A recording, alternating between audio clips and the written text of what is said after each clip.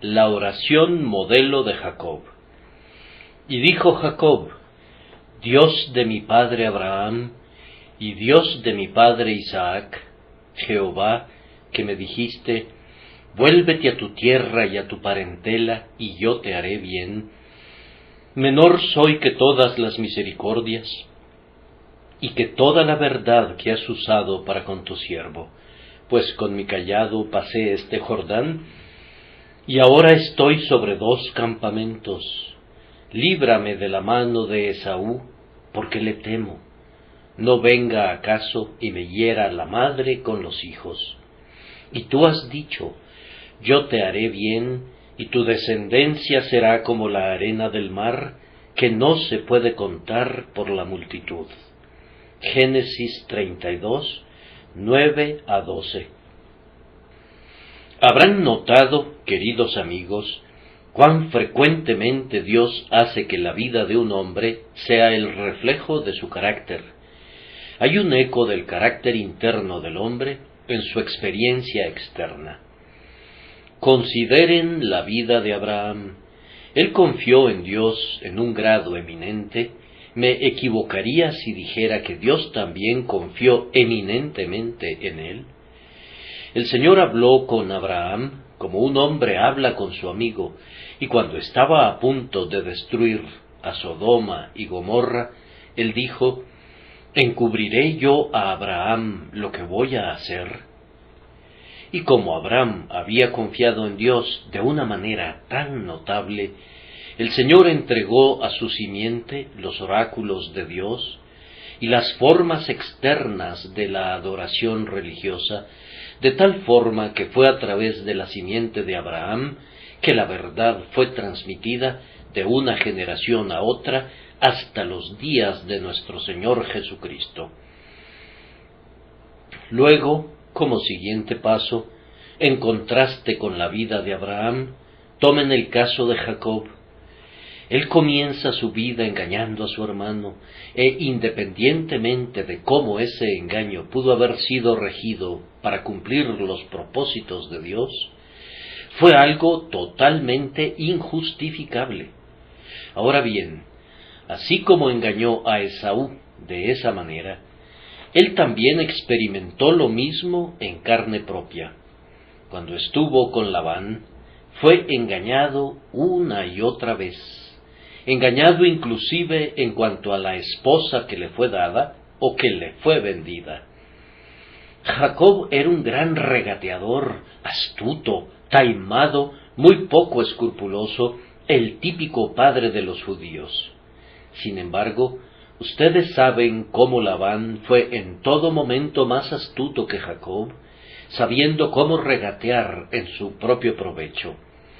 Qué vida de regateo fue de principio a fin, y qué vida de penalidades, aunque Jacob era favorecido de Dios.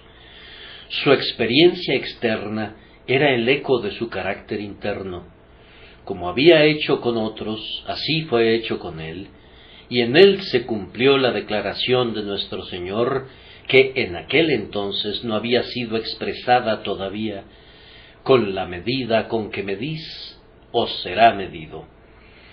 Miren también a Moisés, quien prácticamente renunció al trono de Egipto cuando rehusó ser llamado hijo de la hija de Faraón, porque tuvo por mayores riquezas el vituperio de Cristo que todos los tesoros de los egipcios. Sin embargo, ¿en qué se convirtió más tarde? ¿No fue acaso rey en Jesurún, con un extraño y maravilloso poder sobre las huestes del Señor, y con un mayor reino bajo su mando, de acuerdo al juicio de todos los que son capaces de valorar correctamente las cosas, del que pudo haber tenido jamás si se hubiera convertido en el gobernante de Egipto y en el hijo de la hija de Faraón? Podría darles otros ejemplos de esto, pero quiero, más bien, atraer su atención al mejor lado del carácter de Jacob, según nos es revelado en la oración que he escogido para nuestra meditación en esta ocasión. El capítulo del que es tomado nuestro texto nos informa lo relativo a las circunstancias del caso de Jacob en el momento en que ofreció esta oración. Acababa de escapar de su conflicto con Labán cuando recibió el indecible honor de ser recibido por los ángeles de Dios. Pero para que no se exaltara más de lo necesario por la abundancia de las revelaciones que ellos le hicieron, un segundo problema venía pisando los talones del primero. Pronto iba a encontrarse con su hermano Esaú, y entonces el gran pecado de sus años pasados volvería a presentarse con claridad. Había engañado a su anciano padre Isaac, y había ganado la bendición de la primogenitura mediante una estratagema injustificable, y podría esperar, razonablemente, que iba a cosechar la debida recompensa por sus perversas acciones. Con verdadera astucia oriental y también con una cantidad considerable de sentido común, hizo varios planes para apaciguar la ira de su hermano, y entonces, cuando hubo hecho lo que consideró prudente, se entregó a la oración. Hermanos, aprendamos de la experiencia de Jacob a esperar problemas, especialmente si hemos actuado de tal manera como para acarrearnos conflictos, pero aprendamos también de la acción de Jacob, que, aunque la planeación es lo suficientemente correcta cuando es mantenida dentro de los límites adecuados, la oración es mucho más importante. Fácilmente podemos caer en excesos en nuestra planeación. Podemos depender demasiado del brazo de la carne y de nuestra propia sabiduría y prudencia, y tener tanta confianza en nuestras propias artimañas, que puede desembocar en plena insensatez. El báculo en el que nos apoyamos puede convertirse, en el mejor de los casos, en una caña frágil. Tal vez hasta se convierta en una lanza que nos atravesará y nos herirá. Mejor es confiar en Jehová que confiar en el hombre, o que tener confianza en nosotros mismos. Pues, aunque si tuviésemos toda la sabiduría que pudiera alcanzar un hombre, no sería sino sabiduría creada, mientras que, si vamos en el acto al Señor nuestro Dios, iremos a la infinita sabiduría, y podemos esperar ser guiados correctamente en todas las dificultades del camino. La oración, hermanos míos, debe ser nuestro primer recurso, o si es también el último, que sea a la vez el primero. No vayamos a la puerta de Dios solo porque hemos intentado las de los demás y nos fallaron. No vayamos a la fuente solo porque las cisternas estaban vacías, pero vayamos primero a nuestro Dios de manera primordial y digamos: aun si las cisternas de la tierra contuvieran agua, no abandonaríamos a nuestro Dios por ellas, y si todas las fuerzas de nuestro prójimo fueran tan reales y tan poderosas como ellos profesan que lo son, todavía nos apoyaríamos en el brazo que sostiene a todo el universo, el invisible brazo del Creador fiel. Seleccioné este tema para nuestras meditaciones en esta ocasión, porque me parece que nos da un tipo de modelo de lo que la oración debe ser.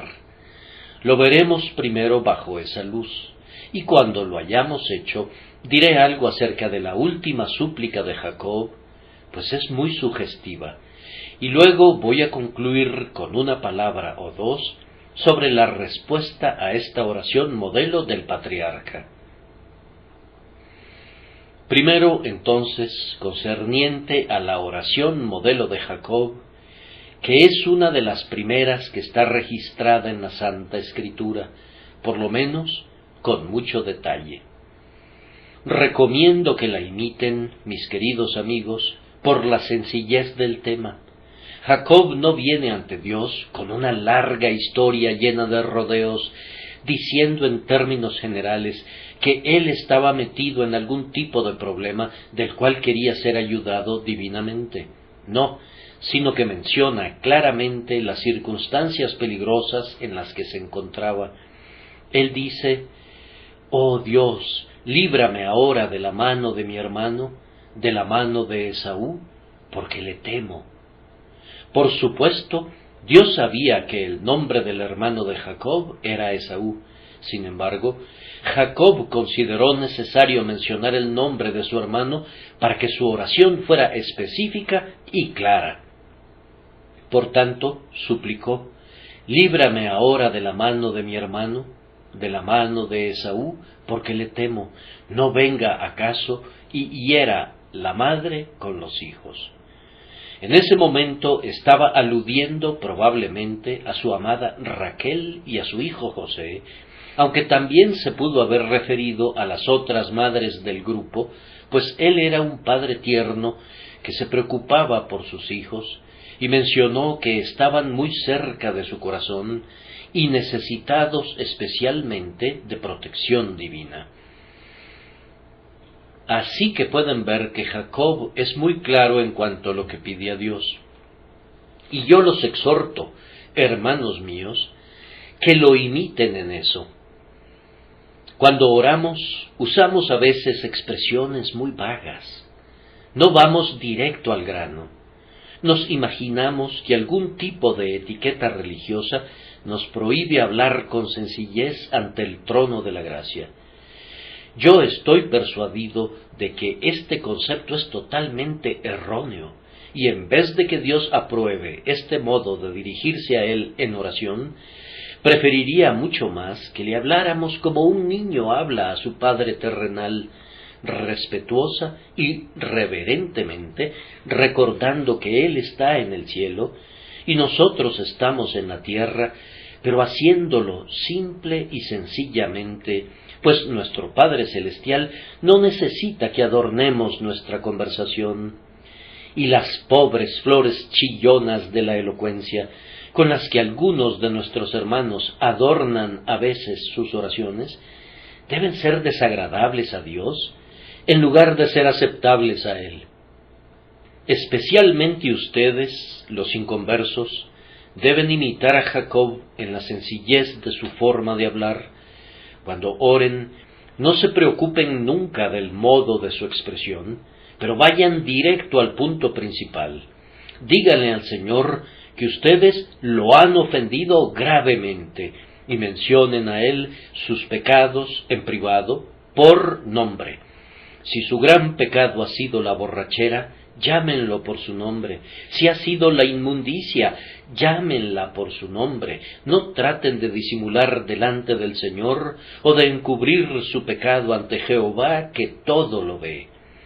No necesitan tomar un libro de oración para ver cómo quiere el obispo que ustedes oren, ni necesitan tomar prestado de alguien un libro sobre devociones matutinas para ver cómo oró un cierto teólogo eminente, sino que vayan directo a Dios y digan: «Oh Señor, tú sabes lo que necesito, yo soy un pobre pecador culpable, y no puedo expresarme de manera de agradar a mi prójimo, pero tú sabes lo que soy y lo que necesito. ¿Me otorgarás por pura gracia el perdón de mi pecado, oh tú que eres el único que puede perdonar al culpable? ¿Me recibirás en tu pecho, tú que eres el bendito Salvador de los perdidos?» Vayan al grano con Dios, queridos amigos, sean explícitos con Él, que se vea que ustedes no están orando por el simple hecho de estar cumpliendo con una cierta ceremonia religiosa, sino que tienen un asunto real que tramitar con el Altísimo. Ustedes saben cuál es su solicitud y no deben estar dispuestos a abandonar el propiciatorio antes de que su solicitud sea otorgada. Así que les recomiendo la oración de Jacob por la sencillez de su lenguaje. A continuación, esa oración debe ser alabada por la humildad de su espíritu.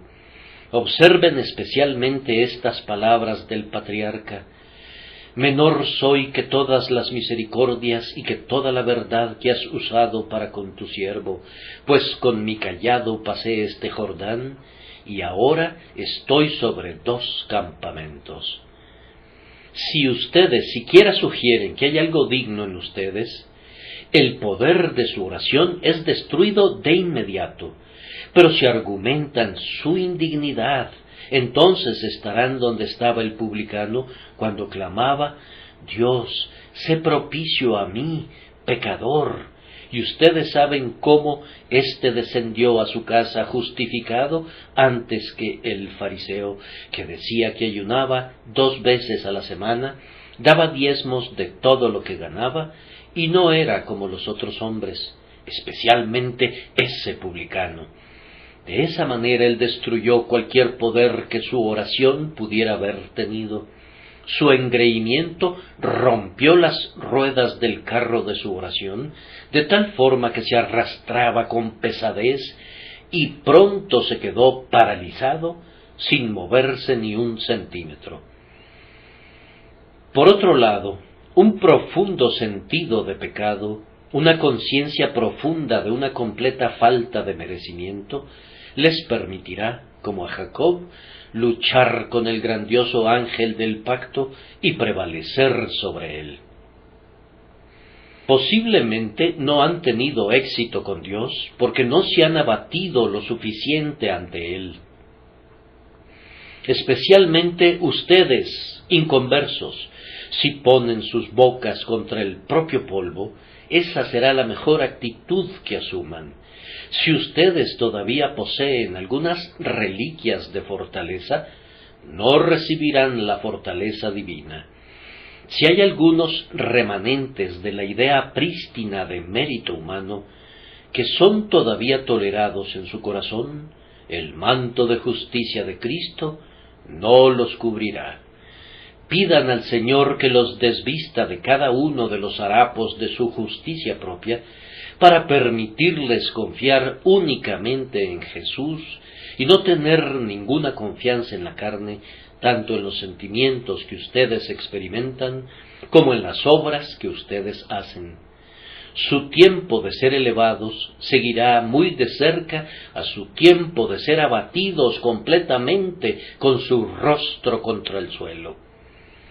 El amanecer del día sucede a la hora más oscura de la noche, así que pidan a Dios que los hunda hasta esa hora de oscuridad en la que la noche cubre cada esperanza que nace de la confianza humana, pues entonces el Señor se presentará ante ustedes en todo su brillo. Por tanto, imiten la oración de Jacob en su humildad de espíritu.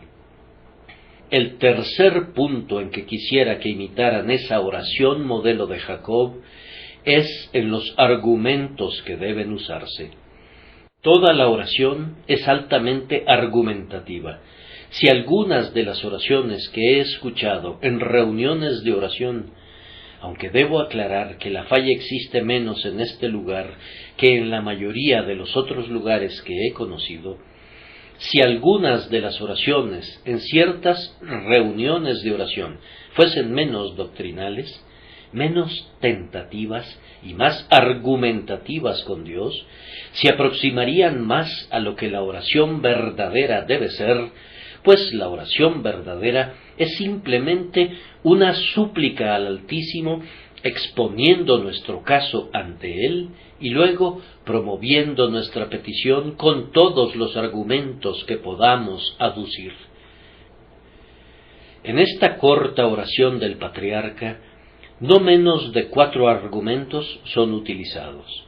El primero es el argumento del pacto: Dios de mi padre Abraham y Dios de mi padre Isaac. Dios había entrado en una relación de pacto con Abraham y le había hecho solemnes promesas a él y a su descendencia, así que Jacob ora: «Oh Señor, tú te has comprometido a ser el Dios de la simiente de Abraham, cuyo nieto soy, y de la simiente de Isaac, cuyo hijo soy. Ahora, por tanto, por tu fidelidad a tu promesa del pacto, Ayúdame en esta oscura hora de mi vida. Amados amigos, este es el tipo de súplica que podemos usar con el Señor. Oh Dios, ¿no has hecho tú un pacto con el Señor Jesús, mediante el cual has prometido que tú salvarás a todos los que confíen en Él? ¿No has dicho tú, he aquí que yo lo di por testigo a los pueblos, por jefe y por maestro a las naciones? Entonces, Señor, aunque culpable, yo confío en los méritos de tu amado Hijo y pido ser absuelto por el poder de su grandioso sacrificio expiatorio. He aquí, como la vasija de barro cuelga de un clavo, así cuelgo yo de él, y de él únicamente. Ahora, por el pacto de tu gracia, que es ordenado en todas las cosas y será guardado, te suplico que manifiestes tu amor por mí. Si ustedes utilizan este tipo de súplica de gracia con el Señor, ciertamente prevalecerán con Él. Y asimismo les exhorto, hijos de Dios, que hagan lo mismo, pues el pacto eterno es un poderoso argumento con Dios en cada oscura hora desdichada, cuando el pecado y Satanás juntan su poder. Luego proseguimos al siguiente uso que hace Jacob de la promesa que Dios le ha dado. Jehová, que me dijiste, vuélvete a tu tierra y a tu parentela, y yo te haré bien.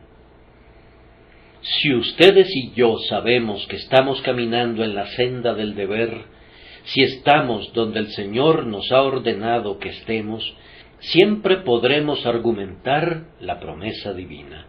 El Señor protegerá invariablemente a sus siervos cuando ellos están en la senda de la obediencia a su mandamiento. Si ustedes siguen su propio consejo, entonces deben arreglárselas para cuidarse ustedes solos. Pero si van donde la Biblia y las claras indicaciones de la divina providencia los guían, siempre pueden contar que el Señor que les ha enviado protegerá a sus siervos obedientes, independientemente de cuáles sean los peligros del camino. Si Dios les ordenara que fueran al último confín de esta tierra verde, o a ríos desconocidos para el canto, o si Él les ordenara viajar a través de desiertos distantes, como Mungo Park viajó por el centro del África, Él podría preservar su vida allí, como puede hacerlo aquí en Inglaterra. Y estando allí, enviados por Él, pueden estar seguros de que oirán el sonido de las pisadas de su Señor detrás de ustedes, o tendrán otras evidencias inconfundibles de su presencia con ustedes. Y, pecador, este es un buen argumento para tu uso. Puedes decir, Señor, tú en verdad me dijiste que creyera en Jesucristo, tu Hijo. Entonces, ¿no me aceptarás por Él, pues he hecho lo que me ordenaste que hiciera? Tú has dicho, invócame en el día de la angustia. Este es un día de angustia para mí, y yo te estoy invocando. ¿Acaso no me librarás? Si argumentas con el Señor en un estilo como este, encontrarás que este tipo de súplica es potente con el que es omnipotente. Además, Jacob argumentó con Dios sobre la base de su historia anterior. Él dijo que era menor que todas las misericordias de Dios y, sin embargo, había recibido muchas. Aunque había atravesado el Jordán cuando abandonó su casa, siendo un hombre triste y solitario, sin nada, salvo su cayado en su mano, había regresado con esposas e hijos, y con un gran número de siervos y de ganado, y camellos, y cabras, y ovejas, y asnos, que lo habían convertido como en 2 campamentos. Ahora, Señor, dice él, después de todas tus misericordias anteriores hacia mí, te ruego, no me abandones. Has bendecido a tu siervo hasta este momento, ¿y podrías abandonarlo ahora? No puedo decirles cuán a menudo he sido consolado por la verdad implícita en las palabras de John Newton. Decidido a salvarme, Él cuidó mi camino cuando, esclavo ciego de Satanás, me divertía con la muerte, y habría podido enseñarme a confiar en su nombre y traerme hasta aquí para avergonzarme. Su amor en el pasado me impide pensar que al fin dejará que me hunda en la aflicción. Cada dulce ebenecer que recuerdo confirma su buen agrado de ayudarme hasta el fin. Así que Jacob oró, en efecto: Señor, tú has sido a menudo mi ayudador en el pasado, así líbrame ahora, te lo ruego, de la mano de mi hermano, de la mano de Esaú. Tú, amigo mío inconverso, puedes inclusive adoptar esta forma de súplica, pues puedes decir: Señor, tú me has perdonado la vida muchas veces cuando te he provocado, que tu longanimidad, que ahora me lleva al arrepentimiento, también te mueva a perdonar mi pecado. Recuerdo lo que tú hiciste en el Calvario por los pecadores en épocas pasadas, hace largo tiempo. ¿Acaso diste a tu bienamado y unigénito Hijo para que muriera por los pecadores, y ahora no aceptarás a cada pecador tembloroso que busca tu favor? Esta súplica comprobará ser el tipo de súplica que haga que se abran las puertas de la gracia de Dios. El cuarto argumento que Jacob usó fue tal vez el mejor de todos.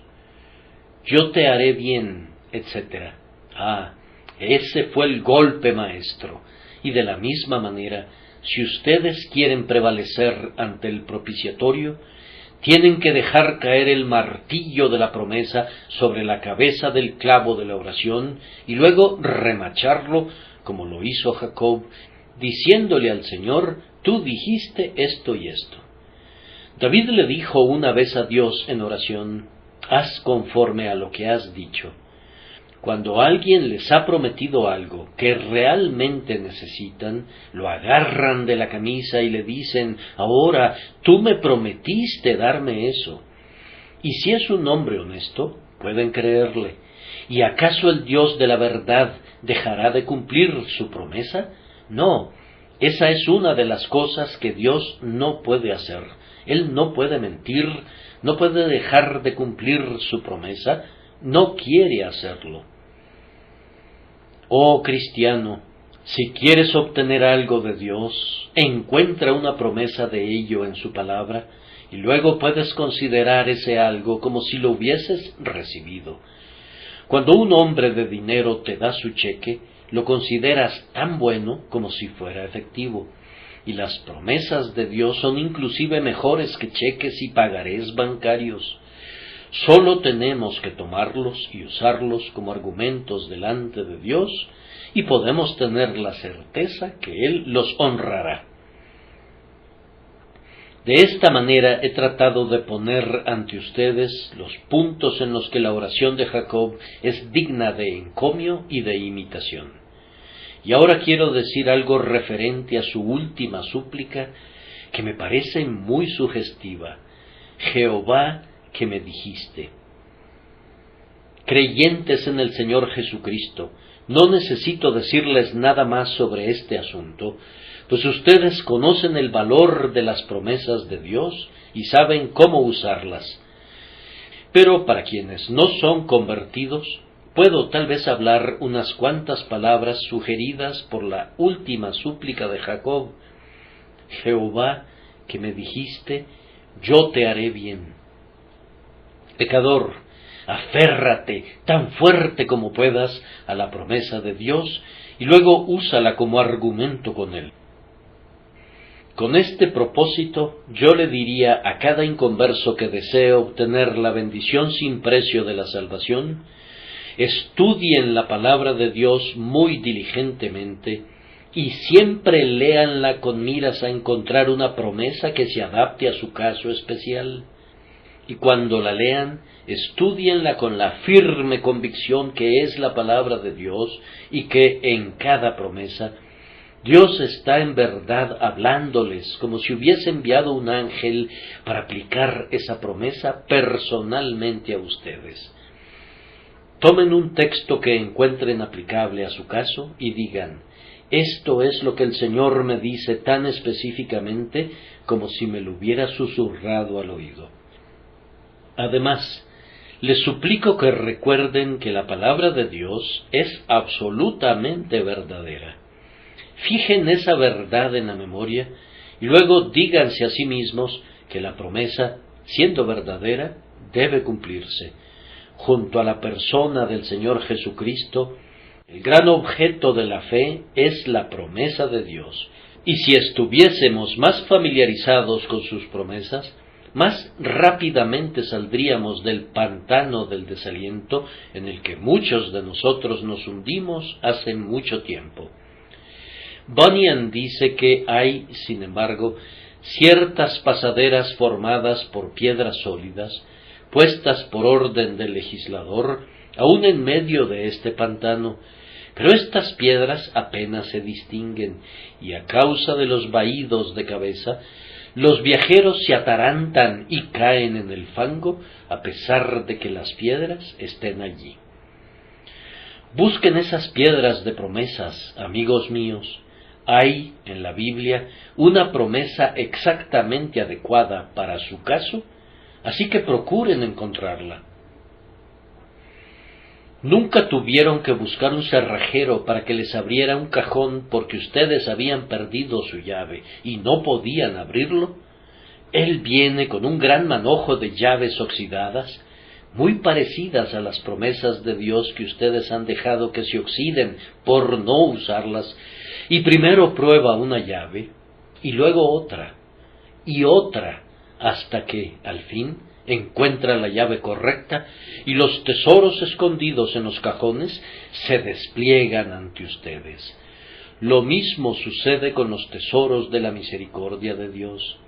Hay una promesa especial en la Escritura que entrará sin problemas en las ranuras de la cerradura de su experiencia, y ustedes deben intentar una promesa tras otra hasta que, al fin, encuentren la correcta, y entonces pueden decirle a su Señor, como lo hizo Jacob: tú me dijiste. Eso es el asunto principal, lo que Dios ha dicho. Que no les importe lo que yo diga, eso no significa nada, excepto en la medida que yo diga lo que Dios dice. Que no les importe lo que otros hayan dicho, pero que su única preocupación sea conocer lo que dice Dios. El buen señor William J. de Bath, escribiendo sobre este pasaje, tú me dijiste, yo te haré bien, hace 4 observaciones que yo recomiendo tanto a los santos como a los pecadores. La primera es: Dios tiene el poder de hacerles bien. Cualquiera que sea el bien que ustedes necesiten, Dios puede dárselos. Perdón de pecado, auxilio en la tribulación, consuelo en la angustia, lo que sea que ustedes realmente necesiten, Dios tiene la capacidad de dárselos y, por tanto, de hacerles bien. En segundo lugar, Dios está inclinado a hacerles bien. No necesitan hablarle como si Él estuviese renuente a bendecirlos. Su naturaleza está llena de gracia. El amor es uno de sus principales atributos, y su misericordia y tiernas bondades abundan grandemente. Él se agrada tanto en mostrar bondad para el necesitado, como un hombre generoso se deleita en remediar las necesidades del pobre. A continuación, Dios está bajo un compromiso de hacerles bien. Tú me dijiste, yo te haré bien. Dios ha dado esta promesa a los pecadores que están buscando. Ha dicho que Él será encontrado por ellos. A pecadores que se arrepienten ha dicho que Él los perdonará. A pecadores creyentes ha dicho que ellos encontrarán vida eterna. Y luego, La cuarta cosa es que Dios ya te ha hecho bien a ti. Este hecho debe fortalecer tu fe. El Señor tiene el poder y la inclinación, y Él está bajo el compromiso de hacerte bien, y ya ha comenzado a hacerlo. Yo puedo decirles, queridos hermanos, que el Señor les ha hecho algún bien trayéndolos aquí para oír el Evangelio, y haciendo que ese Evangelio sea el dulce y generoso Evangelio que es. Un Evangelio para quienes están trabajados y cargados, que no pueden encontrar descanso en ninguna otra parte. Un Evangelio para el primero de los pecadores, como Pablo le escribió a Timoteo, palabra fiel y digna de ser recibida por todos. Que Cristo Jesús vino al mundo para salvar a los pecadores, de los cuales yo soy el primero. Yo pongo en sus manos este argumento de Jacob. Tú me dijiste, yo te haré bien. Vayan y utilícenlo como argumento, y el Señor les haga conforme a su fe. Mis palabras finales, que deben ser muy pocas, son relativas a la respuesta que recibió la oración de Jacob. Su oración fue respondida, pero no fue respondida de la manera que Jacob esperaba que lo fuera. Cuando acabó de orar, encontró que todos sus planes habían sido frustrados. Así que no necesitan sorprenderse si encuentran que les sucede lo mismo cuando hayan terminado de orar. No se asombren, mis queridos oyentes, si cuando han ido a Dios en oración, se sientan peor de lo que se sentían antes.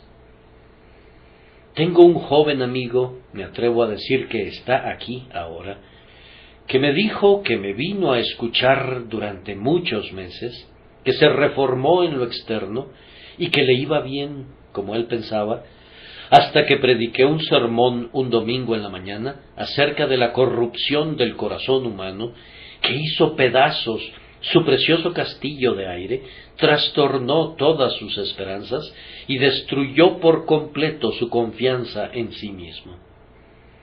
Me da gusto que haya sucedido eso, pues sus esperanzas y su confianza eran todas falsas. Y después, por la gracia de Dios, comenzó a construir sobre un cimiento mucho más firme. Algunas veces, cuando han estado orando por la salvación, Dios les responde destruyendo todas sus esperanzas. Ustedes le pidieron que los salvara y pensaron que Él lo haría de una manera que les traería felicidad. Pero, en lugar de eso, Él arrancó todas sus bellas plantas de cuajo y convirtió su precioso jardín en un desierto, pues sabía que las flores que ustedes cultivaban eran todas venenosas y tenían que ser arrancadas antes que Él pudiera sembrar nuevas flores que serían plantadas por su diestra. Cuando Dios respondió a Jacob, se acercó a él no como su amigo, sino como su contrincante de lucha. Jacob tuvo un fiero duelo que duró toda la noche junto al arroyo de Jaboc, y si Dios se aparece realmente a ti, no me sorprendería que viniera al principio como un enemigo y que tuvieras que decirle a él como lo hizo Job: «Cual león tú me cazas».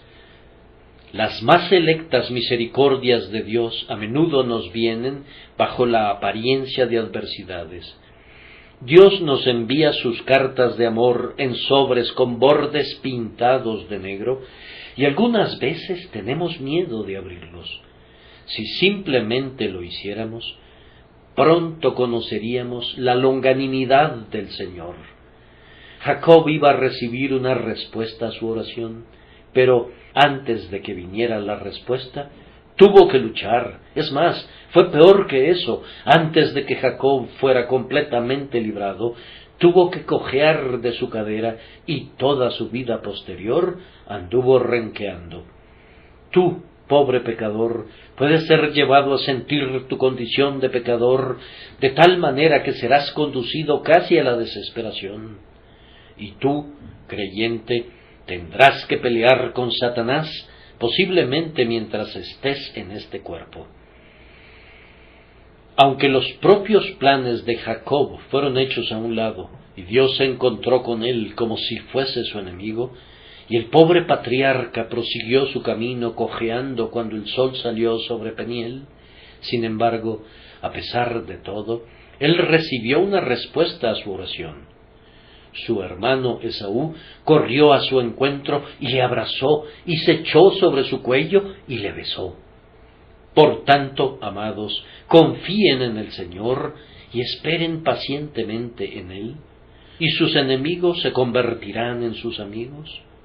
Sus dudas se tornarán en gozo, sus tribulaciones se disiparán en la gloria, y ustedes probarán que sabemos que a los que aman a Dios, todas las cosas les ayudan a bien, esto es, a los que conforme a su propósito son llamados. Hermanos, el meollo de todo el asunto es: confiad en Jehová perpetuamente, porque en Jehová el Señor está la fortaleza de los siglos. En cuanto a ustedes que no lo conocen, les ruego que confíen en el sacrificio de su amado Hijo Jesucristo. Como las palomas se ocultan en las hendiduras de las peñas, ocúltense ustedes en las heridas de Jesús, confiando en su sacrificio expiatorio. En cuanto a ustedes, santos del Señor, regresen a su reposo, pues el Señor los ha tratado con munificencia.